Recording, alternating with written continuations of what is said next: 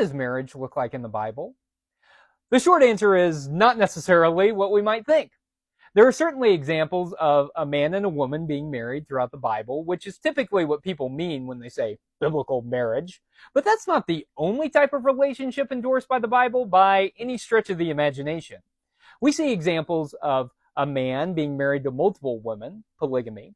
We see a man plus a woman plus her concubines. We see a man plus a woman plus her property, including her slaves.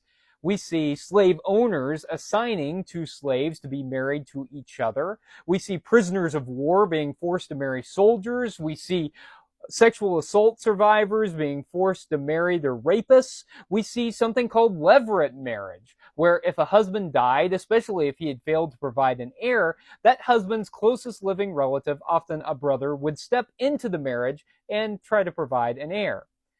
Look, this ancient text has an ancient understanding of relationships and the world and is not a good guide for modern day romantic relationships.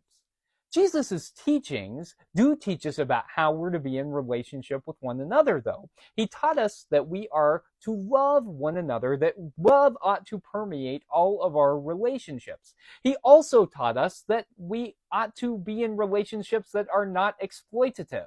So if we are in loving relationships where there is mutual love and no one is being exploited, that means that everyone has equal power dynamics and can consent, then those are relationships that meet the criteria that Jesus gave us.